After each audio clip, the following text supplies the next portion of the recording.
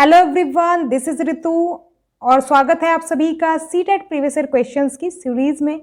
इस सीरीज में हम डिस्कस कर रहे हैं सोशल साइंस के प्रीवियस ईयर क्वेश्चंस को विद एक्सप्लेनेशन। तो इस वीडियो में आप पाएंगे दिसंबर 2021 के प्रीवियस ईयर क्वेश्चंस को। तो ये सीरीज हमारी कंटिन्यू है और दिसंबर 2021 के जो भी क्वेश्चन पेपर थे वो हम सॉल्व कर रहे हैं। तो हमने सॉल्व कर लिए हैं दिसंबर महीने में जो आपके एग्ज़ाम्स हुए थे उनको सॉल्व कर चुके हैं हम। एक्चुअली हम विद डिटेल्स इन क्वेश्चंस को डिस्कस करते हैं, तो इसीलिए मैं कम क्वेश्चंस ही लेती हूँ जिससे कि अच्छे से डिटेल में समझ में आए आपको। देखो, ज़्यादा संख्या में क्वेश्चन कराने का फ़ायदा नहीं है अगर आपको समझ नहीं आएगा, इसीलिए मैं कम क्वेश्चंस लेती हूँ। और अगर कम क्वेश्चंस को समझा जाएगा विद कंसेप्ट तो आपको अच्छे से समझ में आएगा और आने वाले एग्ज़ाम्स में आपके लिए क्वेश्चंस काफ़ी यूज़फुल रहेंगे। सो लेट्स सी, आज हम कौन सा क्वेश्चन पेपर सॉल्व करने वाले हैं। यहाँ पर जो क्वेश्चन पेपर हमने लिया है वो है 3 जनवरी 2022 का। कुछ क्वेश्चंस ऑलरेडी डिस्कस कर चुके हैं, आगे के इस वीडियो में डिस्कस करने वाले हैं। तो बढ़ते हैं आगे। And you can also follow me on social media, Facebook page, Insta ID and Telegram channel. इसके अलावा आपको एक यूट्यूब चैनल भी मिलेगा जिसका लिंक आपको डिस्क्रिप्शन में मिल जाएगा। वहाँ पर आप अदर जो वीडियोस हैं वो देख पाएंगे। उसमें पढ़ाई से रिलेटेड काम नहीं देख पाएंगे आप, उससे अलग चीज़ें आपको मिलेंगी लाइक व्लॉगिंग्स, तो वो चीज़ें आप उसमें देख पाएंगे। तो आप चाहें तो उसको भी ज्वाइन कर सकते हैं। तो क्वेश्चन है यहाँ पर, सुधार आंदोलन दिए हुए हैं और उनके नेता दिए हुए हैं सेकंड लिस्ट में। तो उनको आपको मैच करना है कि कौन सा सुधार आंदोलन कौन से लीडर से रिलेटेड है। तो यहाँ पर करेक्ट ऑप्शन की बात करें तो ये हो जाएगा ऑप्शन नंबर 4। ए को हम थर्ड से मिलाएंगे, मटुआ पंथ जो है वो हरिदास ठाकुर से रिलेटेड है।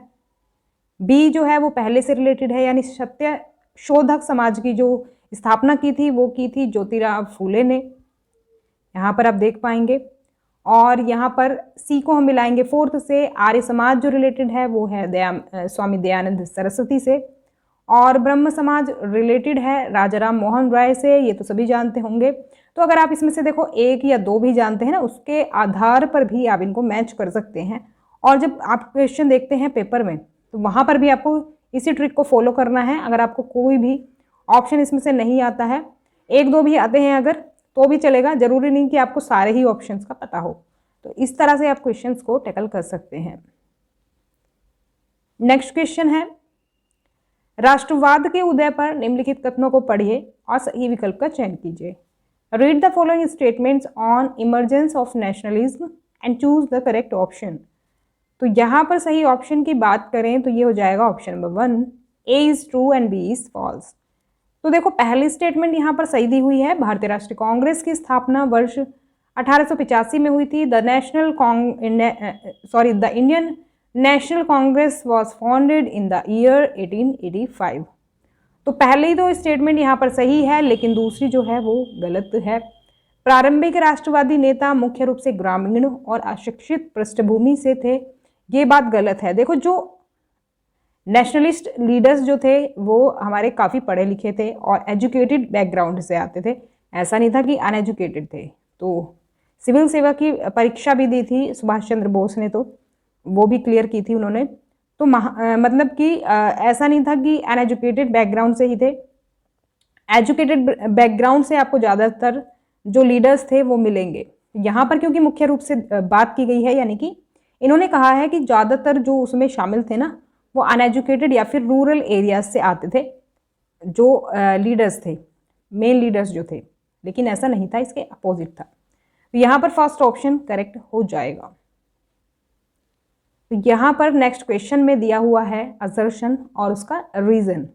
देखो, मैंने आपको बताया है ये इस तरह के क्वेश्चंस आपको ज़्यादातर मिलेंगे और इसको कैसे सॉल्व करते हैं। यहाँ पर देखो, ये जो पहली बात दी हुई होती है, यहाँ पर असर्शन में जो बात दी हुई होती है, ये यहाँ पर इसका रीज़न दिया हुआ होता है कि ये जो बात यहाँ पर की गई है, क्या ये इसका रीज़न सही है, मतलब इसका ये रिजल्ट होगा। तो आपको कुछ इस तरह से इसको समझना होता है। देखो, यहाँ पर अगर हम असर्शन की बात करें तो ये है, अंग्रेजों ने फैसला किया कि भारत में सेना में भारतीय सैनिकों का अनुपात कम किया जाएगा और यूरोपीय सैनिकों की संख्या में वृद्धि की जाएगी। तो ये बात बिल्कुल सही है। और फिर इसका रीज़न दिया हुआ है, मई 1857 में ईस्ट इंडिया कंपनी के सिपाहियों ने भारत में कई जगहों पर विद्रोह किया और बड़ी संख्या में समाज के विभिन्न वर्गों के लोग विद्रोह में कूद खड़े हुए। तो यहाँ पर देखो सही ऑप्शन एक बार हम देख लेते हैं, तो ये हो जाएगा option number 3, both A and R are true. तो यहाँ पर अब हमको पढ़ने से भी वैसे तो पता चल रहा है, देखो क्योंकि हम इसके बारे में पहले से ही जानते हैं तो इसको हम आसानी से पहचान सकते हैं। लेकिन अगर आपको नहीं पता है, कोई असर्शन और रीज़न दिया हुआ है, तो आपको कुछ इस तरह से पता लगाना होता है कि ये जो रीज़न यहाँ पर दिया होता है ये उसका रिजल्ट होता है पहला वाला। तो इन्होंने कहा है जो मई 1857 में जो क्रांति हुई थी उसमें जो विद्रोह शुरू किया था वो एक तरह से सिपाहियों ने विद्रोह शुरू किया था और बड़ी संख्या में फिर समाज के विभिन्न वर्गों ने उसमें भाग ले लिया था। विद्रोह सिपाहियों ने शुरू करा था, लेकिन फिर डिफरेंट जो हम कह सकते हैं डिफरेंट जो वर्ग्स थे, डिफरेंट जो सेक्शन थे, वो विद्रोह में आ गए थे आगे। तो लेकिन शुरुआत किसने की थी? सिपाहियों ने की थी। अब देखो ये रीज़न जो दिया गया है, अब उसका रिजल्ट क्या निकला? रिजल्ट क्या निकला कि अंग्रेजों ने फैसला किया, जब ये क्रांति समाप्त हो गई थी उसके बाद अंग्रेजों ने फैसला किया कि भारत में जो सेना होगी, भारत में जो सेना है उसमें भारतीय सैनिकों का अनुपात कम कर देंगे, यानी कि जो भारतीय सैनिक हैं उनको हम कम रखेंगे, जिससे कि आगे इस तरह की पॉसिबिलिटी जो है वो कम हो। जब भारतीय सैनिकों की संख्या कम होगी और हमारे सैनिकों की संख्या ज़्यादा होगी तो ऐसे विद्रोह की जो पॉसिबिलिटी है वो कम हो जाएगी। यानी कि जो रीज़न है वो दिया हुआ है बिल्कुल सही, क्योंकि जब ये विद्रोह हुआ उसके बाद ही इन्होंने ये चीज़ की। यानी ये रिजल्ट क्या निकला? ये निकला, ये फर्स्ट स्टेटमेंट। तो इन्होंने भारतीय सैनिकों का अनुपात कम कर दिया और यूरोपीय सैनिकों की संख्या बढ़ा दी, जिससे आगे ऐसा विद्रोह देखने को ना मिले। नेक्स्ट क्वेश्चन देख लेते हैं। राज्यों के गठन पर निम्नलिखित कथन और तर्क को पढ़ें और सही विकल्प चुनें। तो वैसा ही है यहाँ पर भी, जैसा कि मैंने आपको बताया, जो सेकंड वाला जो है वो रीज़न दिया है और रीज़न का जो रिजल्ट निकला वो ये निकला। ये कुछ इस तरह से यहाँ पर हमें दिया होता है असर्शन और रीज़न। आपको ये पहचानना होता है सबसे पहले तो कि ये दोनों स्टेटमेंट क्या सही दी हुई है और फिर उसके बाद क्या ये एक दूसरे से कनेक्टेड है कि नहीं, फिर ये देखना होता है। यहाँ पर सही ऑप्शन की बात करें तो हो जाएगा option number second, both A and R are true but R is not the correct explanation of A. तो देखो भाई, ये अगर हम दोनों स्टेटमेंट को देखो तो है तो ये सही, जैसे कि प्रधानमंत्री जवाहरलाल नेहरू और उप प्रधानमंत्री वल्लभ भाई पटेल दोनों भाषाई राज्यों के निर्माण के खिलाफ थे। भाषाई राज्य क्या होता है? भाषाई राज्य होता है जैसे कि कोई ज़्यादा संख्या में कोई एक भाषा बोलने वाले लोग हैं अगर, तो उसके आधार पर राज्य बनाना। मतलब ऐसा भी हो सकता है कि दूसरी लैंग्वेज बोलने वाले भी लोग हों, जैसे कि जो तेलंगाना आपने सुना था, वो लास्ट जो क्रिएटेड जो राज्य था वो भाषा के आधार पर बना था। सॉरी, तेलंगाना तो बाद में बना है, जो आंध्र प्रदेश था वो भाषा के आधार पर राज्य बना था जब बना था वो, तो ध्यान रखेंगे। तो इस तरह से क्या था, ये भाषाई राज्यों के निर्माण के खिलाफ थे दोनों। ये स्टेटमेंट जो है बिल्कुल सही दी हुई है। और इसका रीज़न क्या दिया हुआ है कि राज्य पुनर्गठन आयोग ने 1956 में असमिया, बंगाली, उड़िया, तमिल, मलयालम, कन्नड़ और तेलुगु में कॉम्पैक्ट प्रांत बनाने के लिए जिलों और अनंतिम सीमाओं को फिर से बनाने की सिफारिश की। तो यहाँ पर देखो दोनों ही यहाँ पर चीज़ें सही दी हुई हैं, लेकिन जो रीज़न दिया है इसका ये गलत है, क्योंकि इसका ये वाला रिजल्ट होना चाहिए। तो ऐसा करने पर ऐसा नहीं हुआ, बल्कि ये चीज़ अलग है, ये वाली स्टेटमेंट जो है इससे अलग है, इससे रिलेटेड नहीं है। तो क्योंकि ये इसको खिलाफ थे भाषाई राज्यों के निर्माण के, तो ये बात इससे रिलेटेड नहीं है। आगे बढ़ेंगे। नेक्स्ट क्वेश्चन है, दिए गए कथन आकाश में विभिन्न खगोलीय पिंडों के बारे में है। आकाश में जो खगोलीय पिंड होते हैं ना, जैसे कि हमने पढ़ा था ज्योग्राफी में कि आसमान में जो भी चीज़ें हमें चमकती हैं वो क्या होती है? खगोलीय पिंड कहलाती हैं, सेलेस्टियल बॉडीज़ कहलाती हैं। तो इनसे रिलेटेड स्टेटमेंट्स दी हुई हैं, तो सही पहचानेंगे कौन सी सही है। यहाँ पर सही हो जाएगा पहला ऑप्शन ए, बी और डी। तो देखो, हम रात में आकाश में अनगिनत टिमटिमाते तारों की गर्मी और रोशनी महसूस नहीं करते हैं क्योंकि वे हमसे बहुत दूर हैं। अब वैसे तो देखो आपने आसमान में देखा होगा, कभी अब छोटे रहे होंगे तो छत पे सोते होंगे, या फिर अब बड़े होकर भी बहुत से लोग सोते हैं छत पर। तो आपने देखा होगा कि हम तारे गिनते थे कि देखो कितने तारे हैं। तो जब शुरुआत होती थी तारे दिखने की, जैसे जैसे रात होती है, अब देखो हम लोग तो बोलते थे कि तारे निकल गए, वो वैसे वो निकलते नहीं है, वो कहीं नहीं जाते, वो बस हमें दिन में दिखाई नहीं देते हैं। लेकिन बचपन में तो कुछ ऐसी ही चीज़ें होती हैं कि बस हम इन सब चीज़ों को ही सच मानते हैं। तो रात में ऐसा होता था कि हम बोलते थे कि देखो तारे निकलना शुरू हो गए, और हम उनको काउंट करना शुरू करते थे। तो अब जैसे जैसे उनको काउंट करते थे तो उनकी क्या होती थी, एक टाइम पे इतनी संख्या बढ़ जाती थी कि हम उनको काउंट कर नहीं पाते थे। तो हो सकता है आपने भी ऐसा किया हो, ऑलमोस्ट सभी करते हैं बचपन में, अगर छत पे सोते होंगे तो रात के आकाश में अनगिनत टिमटिमाते तारों की गर्मी और रोशनी हम महसूस नहीं कर पाते हैं। देखो कुछ तो ऐसे होते हैं जो हमें दिखाई दे रहे होते हैं, लेकिन कुछ ऐसे हैं जो हमें दिखाई नहीं देते हैं, वो उनसे भी दूर हो रहे होंगे। तो वो उसका रीज़न ये है कि हम उसकी गर्मी भी नहीं महसूस कर पाते और रोशनी भी नहीं महसूस कर पाते। रोशनी इसलिए नहीं, रोशनी देखो रोशनी महसूस नहीं करेंगे तो वो हमें दिखेगा ही नहीं, तो क्योंकि वे हमसे दूर हैं, ऐसा इसलिए होता है। तो ध्यान रखेंगे। तो पहला तो सही है, बी भी इसमें सही है। अर्सा मेजर नक्षत्र 7 सितारों का एक समूह है जिसे सप्तऋषि भी कहा जाता है।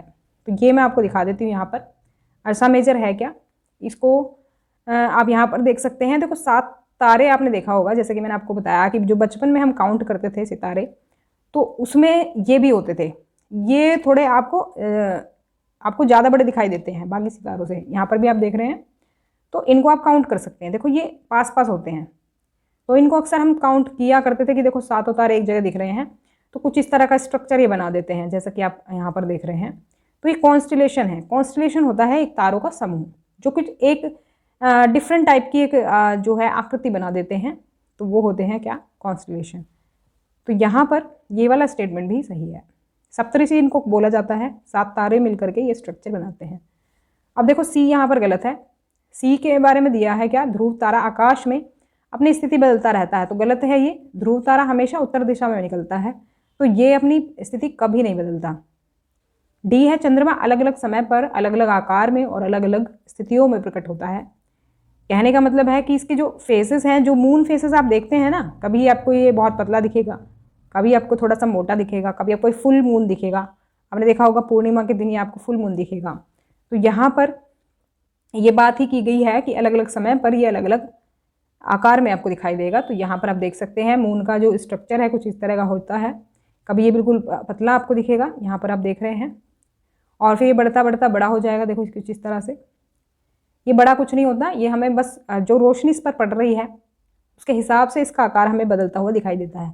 बल्कि ये रहता तो एक ही साइज़ का है, लेकिन वो जो भाग अंधेरे में आ जाता है तो वो हमें नहीं दिखता है। देखो ये जो है, ये वाला भाग इसका अंधेरे में है, तो इसलिए हम नहीं देख पा रहे, लेकिन ये गोल ही है। ये इसका स्ट्रक्चर हमेशा यही होता है, बस हम नहीं देख पाते। तो इनको एक तरह से बोलते हैं मून के फेजेस, इनको बोलते हैं जो हम देख पाते हैं। तो वो यहाँ पर ये जो 4th स्टेटमेंट है ये भी सही है, तो ए, बी और डी सही हो जाएंगे। नेक्स्ट क्वेश्चन है हमारा ग्लोब से related. Which of the following statements correct description of the globe. तो देखो ग्लोब के बारे में कुछ बातें यहाँ पर बताई गई हैं, सही चुनना है। सही हो जाएगा option number 1, only A, B and C are correct. देखो ए, बी और सी देखें अगर हम, तो ए जो है वो है कि ग्लोब पृथ्वी का सही मॉडल है, यानी कि एक तरह से कहें मिनिएचर फॉर्म है ये पृथ्वी की। जैसे पृथ्वी को तो हम पूरी उठा करके देख नहीं सकते ना कि कहाँ पर क्या है, क्या क्या स्ट्रक्चर है, कौन सा महाद्वीप है, कहाँ पर पानी है, कहाँ पर ओशन है, कहाँ पर क्या है, ये तो हम नहीं देख सकते पृथ्वी पर तो। लेकिन पृथ्वी के जैसा ही एक छोटा सा स्ट्रक्चर हमने ले लिया है जिसको नाम दे दिया किसका, ग्लोब का। ग्लोब के थ्रू हम जानते हैं पृथ्वी पर क्या कहाँ पर है। तो ग्लोब जो है एक तरह से हम कहेंगे मिनिएचर फॉर्म है ये, और एक छोटा सा प्रतिरूप है, मॉडल है इसका पृथ्वी का। दूसरा है ग्लोब विभिन्न आकार और प्रकार के हो सकते हैं, बात बिल्कुल सही है। जैसे कि हमें कुछ भी पढ़ना हो ग्लोब में, जैसे कि हम कॉन्टिनेंट्स अगर पढ़ना चाहते हैं तो हम उसी तरह का ग्लोब ले सकते हैं। जैसे कि आप यहाँ पर देख सकते हैं वैरायटीज़ ऑफ ग्लोब। यहाँ पर अगर आप कॉन्टिनेंट्स के बारे में पढ़ना चाहते हैं तो इस तरह से कॉन्टिनेंट्स को ही सिर्फ उबार कर दिखा दिया जाएगा, तो इससे आपको समझने में आसानी रहेगी। कहीं कहीं पर आपको कंट्रीज़ के बारे में पढ़ाया जाएगा तो उसमें कंट्रीज़ हाईलाइट रहेंगी। कहीं पर आपको फिजिकल स्ट्रक्चर अगर पढ़ाना है, जैसे कि मान लो रेगिस्तान कहाँ पर है या फिर जो वन है वो वाला एरिया कहाँ पर है, तो आपको कुछ इस तरह का ग्लोब दिखाया जाएगा। और इसको आप देखो यहाँ पर घुमा भी सकते हैं, क्योंकि बिल्कुल ये पृथ्वी का स्ट्रक्चर इसको दिया गया है और ये इसकी यहाँ पर धुरी बना दी गई है कुछ इस तरह से, जैसे पृथ्वी है बिल्कुल सेम उसी तरह से। तो ग्लोब आपको कई तरह तरह के आकार में और प्रकार में मिल जाता है, तो ये बात बिल्कुल सही है। और सी है, ग्लोब पर देशों, महाद्वीपों और महासागरों को उनके सही आकार में दिखाया गया है, तो बात बिल्कुल सही है। यहाँ पर आप देख पाएंगे, और अगर आप जो सैटेलाइट से इमेजेस ली गई होती हैं पृथ्वी की, उनको देखेंगे तो बिल्कुल आपको सिमिलर इमेजेस दिखेंगी। तो बिल्कुल ये एक तरह से हम कह सकते हैं जो कॉन्टिनेंट्स वगैरह हैं ये बिल्कुल सही जो अनुपात है उसमें दिखाए गए हैं। ये क्वेश्चन पहले पूछा भी गया है इससे रिलेटेड, ध्यान रखेंगे ये चीज़। अब देखो यहाँ पर फोर्थ ऑप्शन क्या दिया है कि यह स्थिर है और इसे घुमाया नहीं जा सकता। अभी मैंने आपको क्या बताया, ये बिल्कुल पृथ्वी की तरह ही इसका स्ट्रक्चर बना दिया और एक धुरी पर इसको टांग दिया गया है। तो बिल्कुल ये पृथ्वी के स्ट्रक्चर जैसा है और इसको घुमाया जा सकता है। घुमा करके आप देख सकते हैं कि कौन सा जो कॉन्टिनेंट है वो कहाँ पर है, कौन सी कंट्री कहाँ पर है। कोई भी चीज़ आप इस पर देखना चाहते हैं तो उसको देख सकते हैं, घुमा फिरा करके एक एक चीज़ आप इस पर देख सकते हैं। तो डी जो है यहाँ पर गलत है, तो only A, B and C correct होंगे। नेक्स्ट क्वेश्चन देख लेते हैं। विशेषताओं से पृथ्वी के ऊष्मा क्षेत्र की पहचान करें। Identify the heat zone of the earth from the characteristics. देखो हीट जोन्स के बारे में कई बार बता चुकी हूँ और अब आपको समझ में आ जाना चाहिए। हीट जोन्स को समझने के लिए सबसे पहले आपको पता होना चाहिए लैटिट्यूड लाइन्स के बारे में, और लैटिट्यूड क्यों लॉन्गिट्यूड लाइन्स भी आपको पता होनी चाहिए। तो अगर आपका उनसे रिलेटेड कंसेप्ट क्लियर नहीं है तो इसको आप नहीं समझ पाएंगे। तो सबसे पहले मैं सजेस्ट करूँगी आप लॉन्गिट्यूड और लैटिट्यूड लाइन्स को अच्छे से समझ लें। मैंने भी ये चैप्टर कराया हुआ है, आपको ज्योग्राफी वाले मेरे प्लेलिस्ट में मिल जाएगा, उसको ज़रूर समझ लें इसको देखने से पहले। तो यहाँ पर अगर बात करें, यहाँ पर कुछ विशेषताएं दे दी गई हैं एक हीट जोन की, और आपसे पूछा गया है कौन से हीट जोन के बारे में यहाँ पर बात की गई है। तो 4 हीट जोन यहाँ पर दे दिए हैं। और देखो यहाँ पर अगर हम सही ऑप्शन की बात करें तो ये हो जाएगा option number second, temperate zone की यहाँ पर बात की गई है। अब देख लेते हैं क्या क्या विशेषताओं की बात हो रही है। पहला है कि दोपहर का सूरज जो है कभी सिर के ऊपर नहीं चमकता, मतलब सिर के ऊपर कभी नहीं चमकेगा। इसका मतलब क्या है कि जो सनलाइट है, सूर्य की जो किरणें हैं वो सीधी नहीं पड़ती इस जगह पर, तिरछी पड़ती है, तिरछी। तो जिसकी वजह से कभी भी सिर के ऊपर सूरज आपको नहीं दिखेगा यहाँ पर। इन क्षेत्रों में मध्यम तापमान होता है, तो मध्यम तापमान रहता है, ना तो ज़्यादा ठंड पड़ती है और ना ही ज़्यादा गर्मी यहाँ पर पड़ती है, तो मध्यम टेम्परेचर यहाँ पर मिलेगा। ये क्षेत्र उत्तरी गोलार्ध में कर्क रेखा, आर्कटिक सर्कल, यानी कि जैसे कर्क रेखा यहाँ पर आ रही है और यहाँ पर आ रहा है आर्कटिक सर्कल, ऊपर की तरफ आर्कटिक सर्कल है, अभी बताऊँगी आपको, उस पर ही दिखा दूँगी ग्लोब पर। और ये इसके बीच में पड़ता है, ये वाला टेम्परेट जोन बीच वाला पड़ जाएगा। और दक्षिण गोलार्ध की बात करें तो दक्षिण में है मकर रेखा और अंटार्कटिक सर्कल से घिरा हुआ। अब देखो ये इक्वेटर हो गई, अब नीचे कौन सी होगी, मकर रेखा। मकर रेखा से नीचे आपको मिलेगा क्या, अंटार्कटिक सर्कल। तो ये वाला जो जोन है, ये वाला भी क्या कहलाता है, टेम्परेट जोन। बस इसको नाम दे देते हैं क्या, इसको कह देते हैं नॉर्थ टेम्परेट जोन और इसको कहते हैं साउथ टेम्परेट जोन। आगे देख लेते हैं, अच्छे से समझ में आ जाएगा। देखो इस जोन की बात हो रही है। अब देखो मैं आपसे कह रही थी कि अगर आपने लैटिट्यूड लाइंस के बारे में नहीं जाना है तो आप इस कंसेप्ट को नहीं समझ पाएंगे। लैटिट्यूड लाइंस है ये वाली जो आपको दिख रही है, इक्वेटर, ट्रॉपिक ऑफ कैंसर। तो देखो ट्रॉपिक ऑफ कैंसर और ये वाली जो आर्कटिक सर्कल जो है, ये सर्कल होता है। देखो ये जो लैटिट्यूड लाइंस होती हैं ना, ये सर्कल बनाती हैं, तो इसलिए इसको सर्कल बोलते हैं हम। ये वाला सर्कल बोला जाता है आर्कटिक सर्कल, क्योंकि यहाँ पर महासागर है आर्कटिक के नाम से, तो इसलिए इसके नाम पर ही रख दिया गया है। तो इसके बीच का जोन क्या है, टेम्परेट जोन, और ये इसको नॉर्थ नाम दे दिया गया है, नॉर्थ टेम्परेट जोन। इसको हिंदी में कहेंगे उत्तरी शीतोष्ण कटिबंध। थोड़ा सा नाम चेंज भी कर देते हैं, जैसे ऑप्शन में क्या दिया है, समशीतोष्ण कटिबंध दिया है, थोड़ा बहुत कर सकते हैं फेरबदल, तो ध्यान रखेंगे आप, वैसे समझ जाएंगे। शीतोष्ण तो आ ही रहा होगा, क्योंकि शीत कहते हैं ठंडे को और उष्ण कहते हैं गर्म को, दोनों को मिला करके बना दिया है, ना तो ठंडा ना ही गर्म। ऐसे ही देखो ट्रॉपिक ऑफ कैंसर यानी मकर रेखा और अंटार्कटिक सर्कल के बीच वाला जोन जो है ये टेम्परेट जोन कहलाता है, इसको साउथ नाम दे दिया गया है, साउथ टेम्परेट जोन। तो ध्यान रखेंगे इस तरह से, और लैटिट्यूड लाइंस के बारे में पढ़ लेंगे अच्छे से तो इसको आप इजीली कर पाएंगे। नेक्स्ट क्वेश्चन है, भारत ग्रीनविच के पूर्व में 82.5 डिग्री पूर्व पर स्थित है।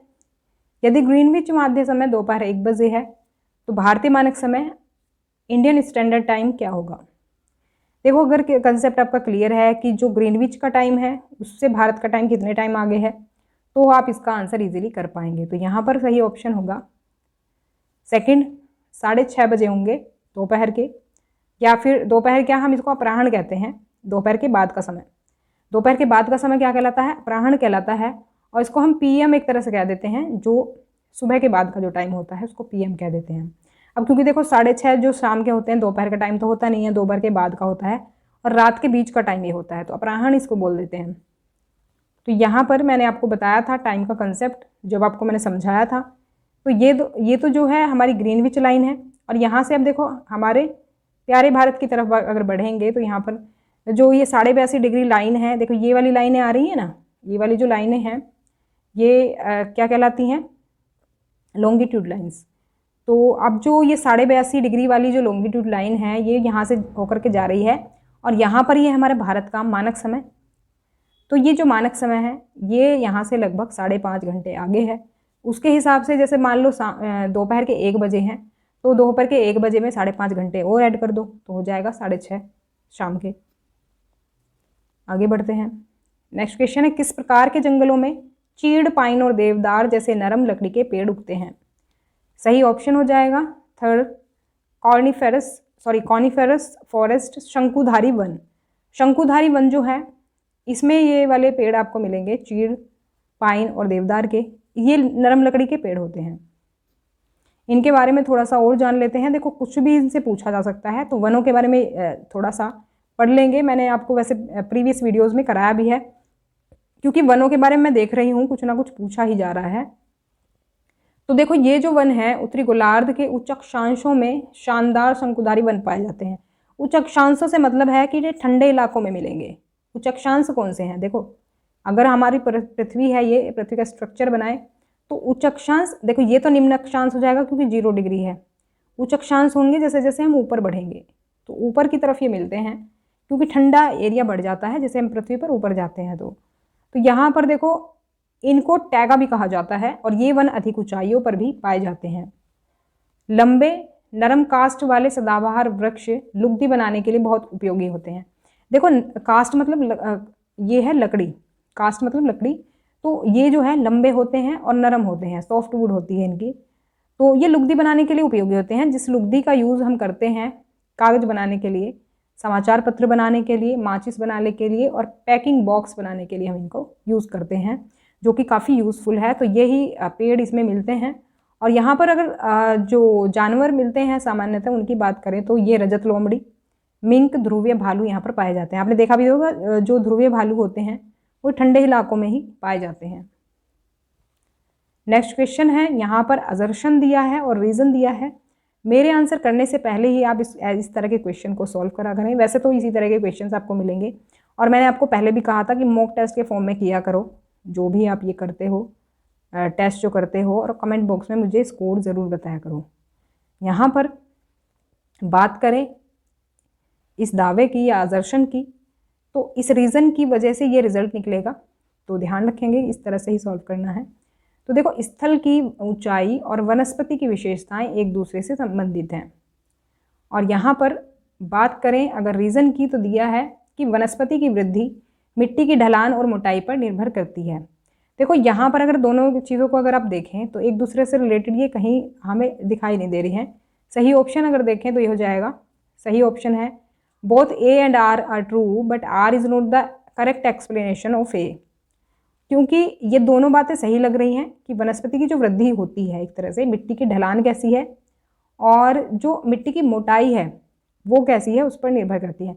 क्योंकि हमने देखा होगा जो वनस्पति उगती है वो डिफरेंट मिट्टी में डिफरेंट टाइप की वनस्पति आपको मिलेगी। और स्थल की ऊंचाई और वनस्पति की विशेषताएं एक दूसरे से संबंधित हैं, ये बात बिल्कुल सही है। जैसे जैसे आप देखो ऊंचे जाएंगे ऊंचाई पर, आपने देखा होगा जो ठंडे इलाके होते हैं वहाँ पर कुछ अलग तरह के वन पाए जाते हैं। जैसे अभी हमने प्रीवियस स्लाइड में देखा था, शंकुधारी वन आपको मिलेंगे जैसे आप ऊंचाई पर जाओगे, और ज़्यादा ऊंचाई पर जाओगे तो फिर वनस्पति गायब भी हो जाएगी, बहुत कम आपको मिलेगी। तो ये जो है एक दूसरे से रिलेटेड है, ये बात बिल्कुल सही है। जैसे जैसे ऊंचाई पर जाएंगे वनस्पति भी आपको अलग अलग तरह की मिलेगी। जैसे कि हम हिमालय पर जाते हैं तो हिमालय पर आपको लगभग सभी तरह की वनस्पति मिलेगी। नीचाई से अगर ऊंचाई तक आप देखें, नीचे से लेकर के ऊपर तक जाएंगे तो अलग अलग तरह की आपको वनस्पति देखने को मिलेगी। दोनों बातें सही हैं, लेकिन रिलेटेड एक दूसरे से ये नहीं है। तो ये थी हमारी आज की क्लास। अगर आपको क्लास पसंद आई हो तो मुझे कमेंट करके ज़रूर बताएं। If you have any query then please ask me in comment section. और वीडियो को लाइक ज़रूर करें और शेयर करें और सब्सक्राइब करना ना भूलें। तो मिलते हैं नेक्स्ट क्लास में। तब तक के लिए stay connected and keep watching study more knowledge. Thanks for watching.